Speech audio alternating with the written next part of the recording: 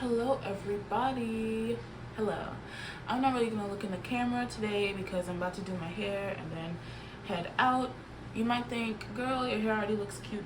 Look at these roots, by the way. My hair is growing. You might think my hair already looks cute. It kind of does, but something about the way it dries at this length, when it was a little bit shorter, the way it just dried was so cute.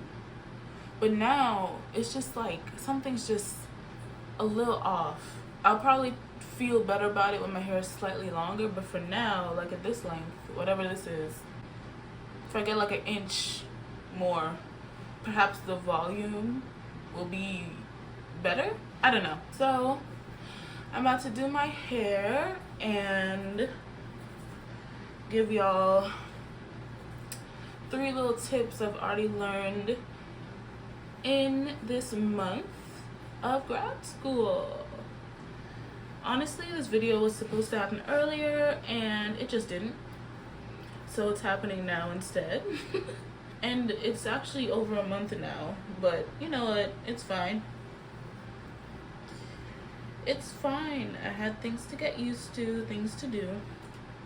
So the first tip that I have is that, you know, literally just talk to people who are kind of interested in what you're interested in, who aren't interested in what you're interested in, and just ask them how they're managing, because you'll find out, even the people who are, you know, way ahead of you. For example, I'm currently a master's student and I've talked to some PhD students about this. The students who are even ahead of you, who are PhD students and PhD candidates, or already second year master students, or if your master's takes 2.5 years, 3 years, they're already in those spaces.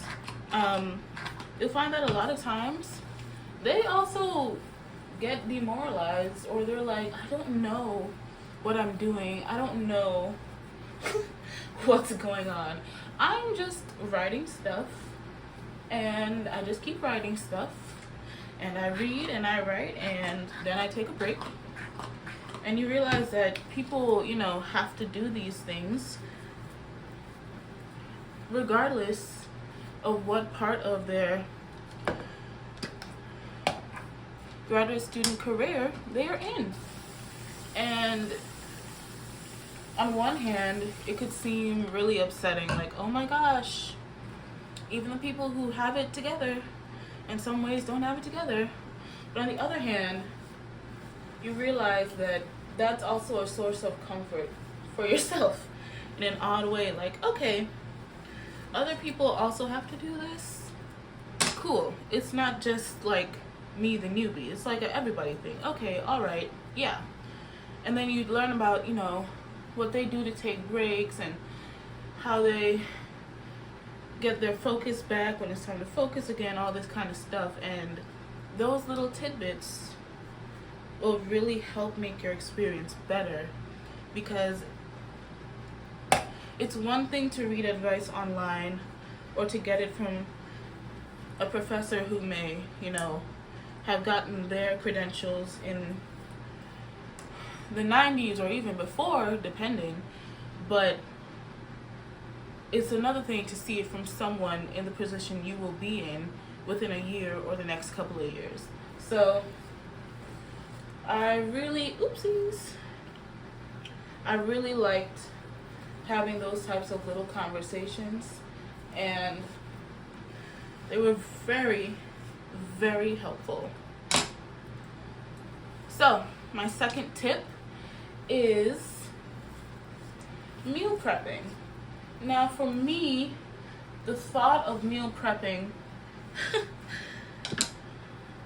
was slightly outrageous, because like I know what leftovers are. Meal prep is low-key leftovers, and I still stand by that in some aspects. But at the same time, for someone like me who has PCOS and is like literally going through a depressive episode as we speak, if I don't plan at least, 3 days a week, because my limit, honestly, for reheating food is like 3 days, even if it's reheated on the stove and not the microwave. If I don't do that, sometimes I eat like a little piece of whatever for breakfast. I forget about lunch, or I skip lunch. I get some little snack, and then I eat something for dinner that kind of makes me feel sick to my stomach, because I hadn't been eating properly for my specific body, nor to have the energy to do my readings and understand any of what it is that's on the page. So, meal prep, 3-day max. Right now I have some curry chicken in the fridge, and I have other staples for the kinds of food I like, the kinds of dishes that I like to eat in the house as well.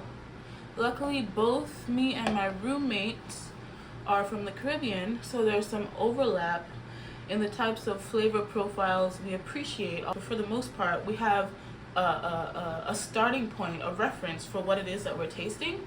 So it's not difficult for us to buy groceries, because in terms of staples, we already got that figured out. So I'm really happy about that. So once this curry chicken is done, I'm probably going to make some rice and beans for the end of the week. Put some veggies with that. Thaw some chicken thighs over the weekend or on Friday. Something like that. Like, that's probably what I'm going to do, because the difference between me now and me in undergrad is that now I can sense the issues before they blow up in my face the way they did in undergrad, right? So that's the difference between me, the undergrad student, who is like, I don't have any diagnoses, my friends can't help me, we're all 19, I got kicked out my therapist's office, because all of a sudden her office was outside of my insurance network. I got this stuff to turn in, like my memory is going because I've been misdiagnosed and put on the incorrect antidepressant for someone in my age range, so it's like ruining my semester. All these things that happened then that I was experiencing for the first time now, although there will be a lot of things I'm experiencing for the first time in grad school as well, now I at least have a better frame of reference. Because, like, I'm sorry, but they do not tell first-gen students just how hard jumping into higher education will smack you in the face. Like, they do not. The point is, they don't publicize, things that they have in place as well as they could. They don't tell first-gen students. They just pimp out our trauma for acceptance essays for our submissions and stuff like that, and then we're just thrown into the sharks. And it's not that classes in undergrad were too difficult for me. I am capable of performing, honestly, at a level that is expected of me in undergrad. It's just the pressures and the this and the that. So many things interlap, and we just don't tell you enough about it. So now that I'm in grad school, I'm like, yeah, I'm gonna do this. I'm gonna take this box. Let me show it to you. This is where I put my snack. Something sweet, something with protein, and some fruit. That's what I put in here, right? Because I need all these things. It is so easy to just like carb load, but for me specifically, I need way more protein than I usually get. And so I specifically pack this with snacks because I'm not passing out on campus. I'm not staring at my reading for any longer than I have to because I don't have the energy to read it. And speaking of reading, that's like my third tip. Third tip is that it doesn't make sense to try and absorb the entire content of every piece of reading you have. For me, I average like 90 to 100 pages per class, and I'm currently taking 3 classes, so I'll just say 300 pages of reading a week. And at first it was really like I was not doing as well as I thought I could, and that's not just because of the amount of pages, but it's because of the fact that like I've had COVID, and I had a situation that caused my memory to get messed up, is basically what I'm saying. So the brain I entered undergrad with is not the brain I'm entering grad school with. So not only am I compensating and working with a brain that is older and dealing with more, I'm also dealing with a workload that is miles above what I had. For example, in undergrad, I did a lot of creative writing nonfiction classes. Instead of reading the book in 1 week, read the book over the span of like a month. That's a big difference. Also, reading a book with very dense language versus a book with a lot of common dialogue topics, much different experience. So, you know, I had to really figure out, well, what am I about to do? What am I about to do? I watch videos and I Google stuff, and they're all like, read the abstracts of your paper. I'm like, these articles, most of these don't even, and these book excerpts don't even have abstracts and stuff like that. So it's just ironic, because the advice doesn't even pertain to me. And it was really like, my anxiety was through the roof, because, can y'all even see my makeup? My anxiety was through the roof, because it's like, I know what I'm capable of, but I'm living with a brain that has what people are calling brain fog, and they need to stop calling it brain fog, because it's definitely way more than that. It's not fog, and it's not straight up ADHD. It's like some other third nefarious thing that they don't know what they're dealing with exactly yet. And so there's like no concrete evidence of what to do. There's like Twitter threads from other people with like multiple symptoms of long COVID, and I'm just like perusing the internet to see if there's anyone else who like could burn through a reading, and now they're like, I don't even know what I'm looking at. I feel like I don't even know how to read anymore. So I'm dealing with all these things, and I finally asked my mentor, who's one of my professors this semester, and she was like, oh, we don't expect you to absorb the full thing. We need you to have an overarching understanding of the topic, what we're getting at, why we chose these readings, so that when you come to class, you can partake, in the class discussion and understand the framework and the lesson that the class is teaching, what we are helping each other learn in that class time. And there's that. There's the fact that she said, carve out 3 hours for X. If it takes over 3 hours, just stop wherever you are and skip to the conclusion. That's it. You have X number of pages for this class, 3 hours, 5-minute, 10-minute breaks after this amount of time. 3 hours pass, just skip to the conclusion of that reading. It's done, it's over. Move on to something else, take a longer break, take care of your personal life, whatever it is. Don't let the reading consume you. And I was like, thank you. And she also said, like, sometimes people skip reading. Sometimes it's just not happening.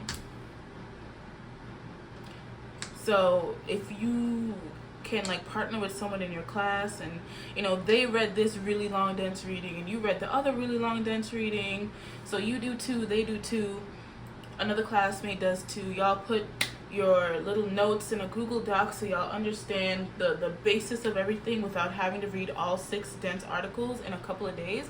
If you have a class like that, then do that. Use your peers properly. I feel like in undergrad it's more like, hey, did you take notes for a lecture? And then you send somebody your notes. You both did the reading. you just weren't in class to get the notes. In grad school, she's saying sometimes it's impossible to do all the readings, so don't hurt yourself trying to do that. Just use the people in your class that you get along with, that you know are responsible, and divvy up your work that way, because sometimes it's just not gonna happen, and it's better to have an understanding, even if you can't quote directly from each author, than to walk into the classroom and you gave up on the first reading and now you're there for literal 3 hours and you don't know what's going on. So those are my tips, my rambling tips. And this is my hair, my dyed hair. That's all I gotta say. I've been enjoying grad school so far. I've been enjoying my program, and I like the people I've been meeting so far. So it was really just, I need to eat, and I need to stop stressing about how to read and just start reading properly in terms of academic reading. So now that I've gotten tips on how to do that, I've started implementing these moments where I just stop myself, like, okay, I didn't get through it today, let's skip to the conclusion, get the point of the essay and work on that another time, or get that little chunk that I missed in through class discussion.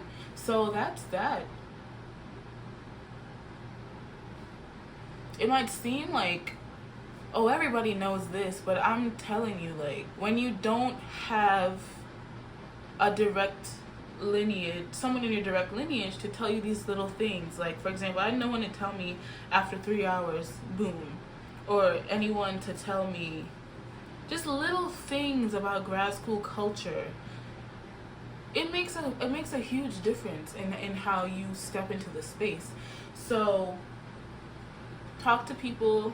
If your grad program doesn't give you an advisor, you know, look for a professor that you think you can get along with, that you think has research interests that you might want to pursue with them, things like that. And just ask questions. Like, your advisor doesn't have to be the only person you ask questions to. You can ask an older student if they seem like, you know, they come to class prepared with their readings. Maybe they got some type of spark notes that you don't have. You don't know that. You don't know what they got. So just ask questions. And like, if you think that you are not good enough for the space, you might just be like trying to do everything yourself. I'll see y'all again. I'm gonna try and post more, but I had to get used to this school stuff again with this new like post-COVID brain, so it took me a second. So bye.